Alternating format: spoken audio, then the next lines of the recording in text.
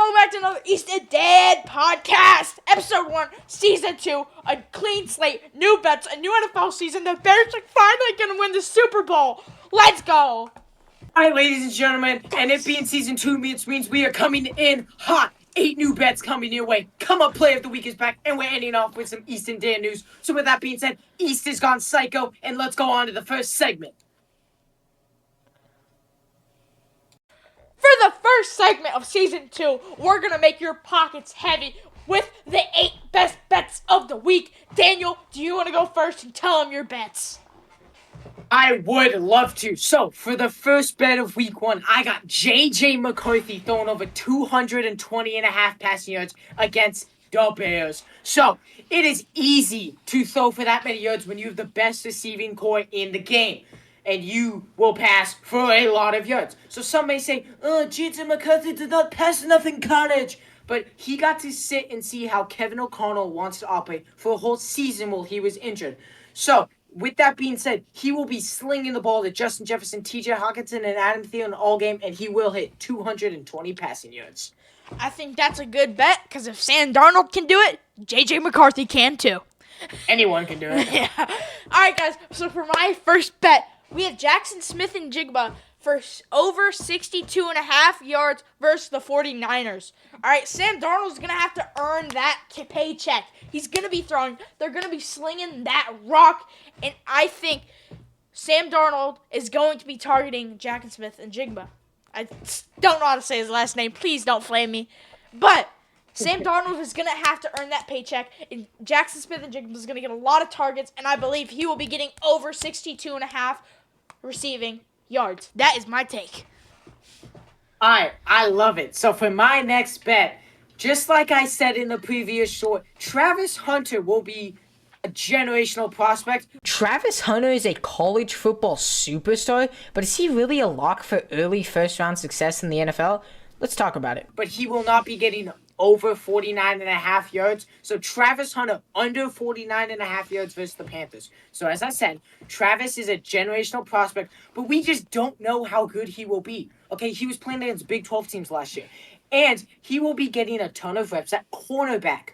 So he could very well either not live up to expectations or just not get enough time at receiver to hit this mark. Okay, he's not the number one guy, Brian Thomas or whoever it is. So I do not think Travis Hunter will get it. So Travis Hunter under 49.5 yards versus the Panthers. For my next bet, we have Seahawks plus 1.5 versus the 49ers. The 49ers are not going to be kicking, they are not going to be good at the very start of this season. They lost too much. They lost Debo. Their offense is in shambles. Brock Purdy, I don't think he knows how to run this ran down offense, and their defense lost too much.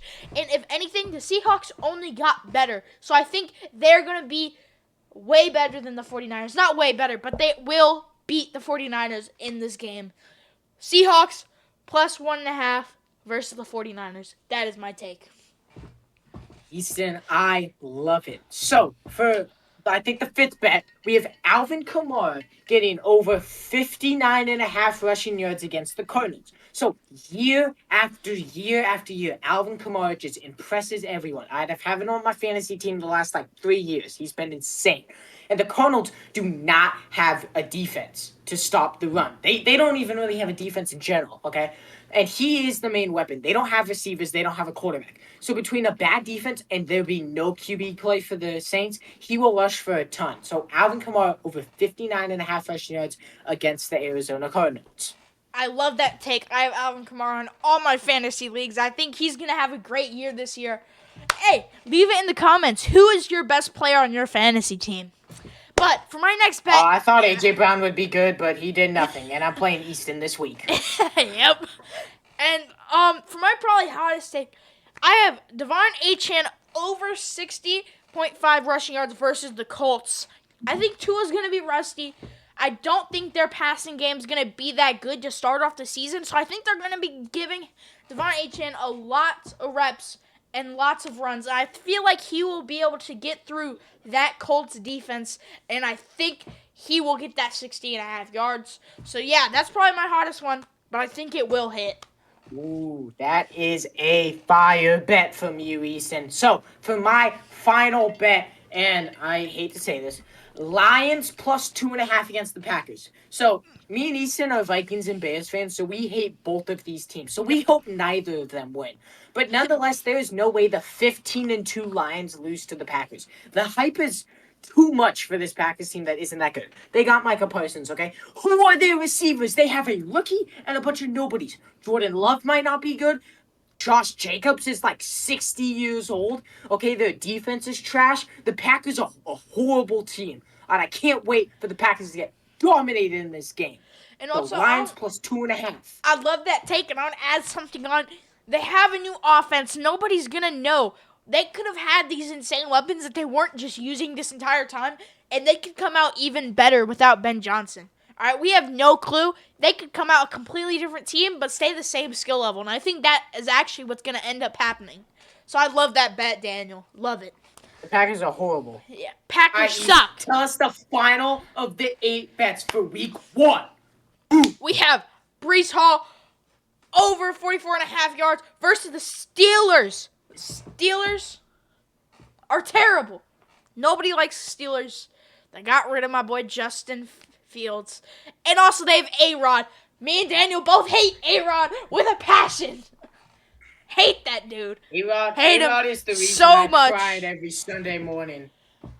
And even though Brees Hall, not one of the most prolific running backs, I still think he's going to do good this game with 44.5 yards versus the Steelers.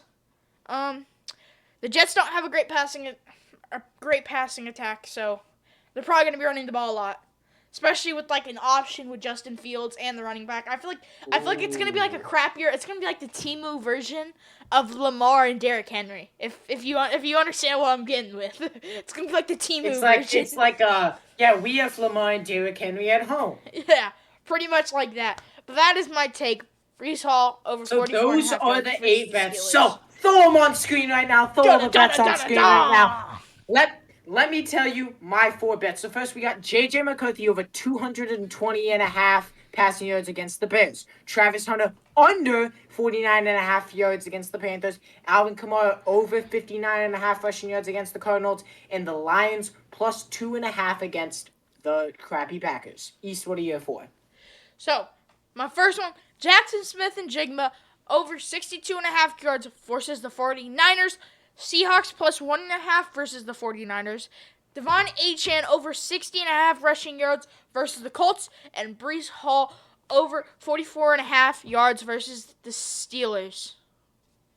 Those are my bets. Alright guys, so if you want to get rich, just let us know and we'll give you a few more bets. So, with that being said, East, I think we should go on to the next segment.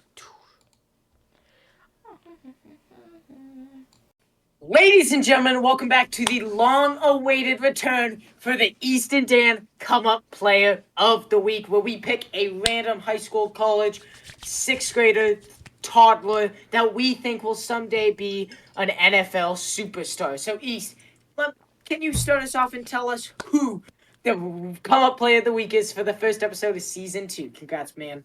I would be honored. I'm honored. So, our Come Up Player of the Week is Grant Lawless. That's an awesome last name. Lawless? Such an ordinary last name. He is a three-star player.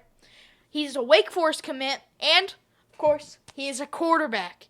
And he attends East Lincoln High School in Denver, Colorado. So, he is in the class of 2026, so this is his last year of high school. And you just gotta take a look at these stats. So last year, his junior year, senior year just started, if you guys don't know. The high school that I go to, hope you guys win tonight. In 11 games, he threw for 2,600 yards. And if you look at the averages, I don't know that off the top of my head, that is about hovering over the 200, 250 mark per game as a high schooler in Denver. Okay, that's pretty good for Denver. He's like 5A, I think. And then touchdowns. You got to get a load of this. In 11 games, he threw 36 touchdowns. That's averaging over 3 touchdowns a game. And in one specific game against Lincolnton High School, he threw for 293 yards, had a 78% completion percentage, and threw for 5 touchdowns. And it is good when your quarterback can sling it. But want to know what's better? When your quarterback can sling it and he keeps the ball. He only threw 4 interceptions across the entire season. Okay? And he did all of this, 2,700 yards, on only 180 passes. Okay, that is impressive. He's averaging over 15 to 20 yards per throw. So, Grant Lawless, where can we start? And I want you to remember that name.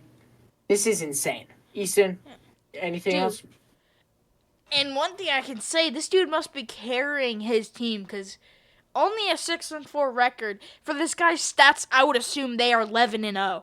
Just looking at this guy's stats. And this kid is a freaking beast. 6'3", 195. If I was the D lineman, I would be scared if I saw this dude running up that gap. I'd be scared. Okay, So, that QB draw is lethal.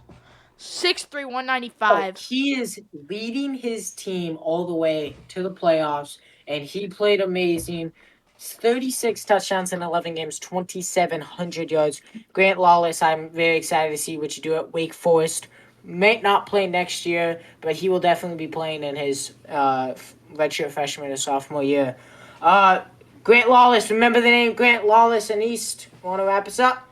Let's get on to the next segment.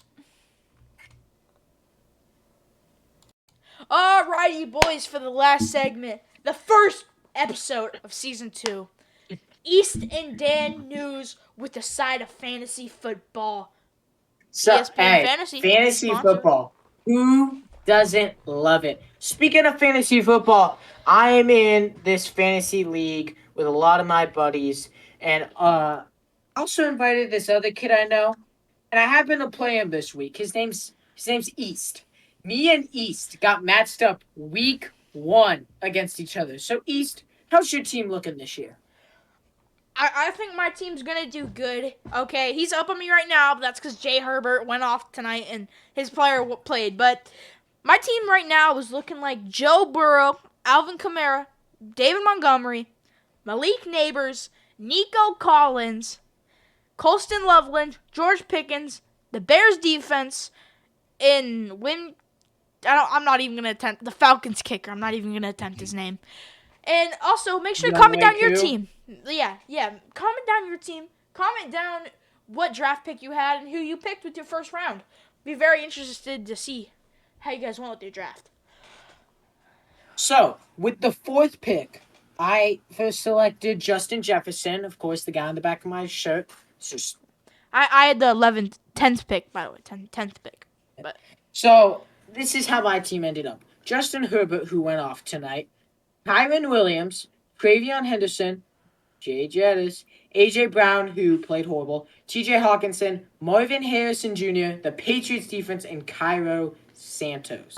Your fantasy teams down below, and also tell us who you think's going to win. I definitely already threw out the team. So, and we got some other news. First, I want to talk off Jalen Carter, ejected for spitting on Dak Prescott and before the game even started. Dude, what are your thoughts on that?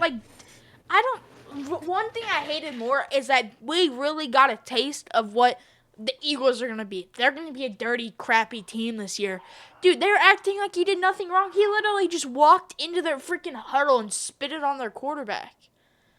So it has come out that Dak Prescott spit in his direction before that, but not directly on him. Well, yeah, that's still 2 completely different things. And you don't just walk into their huddle and spit on a dude. Okay? I can spit on the ground looking at somebody. Especially the starting quarterback. Yeah, especially their quarterback. Especially the highest paid quarterback in the NFL. Okay? Especially not him. And I just think it's ridiculous. How can you be a cornerstone of your team and do that? You have to be mature at the end. Those are adults.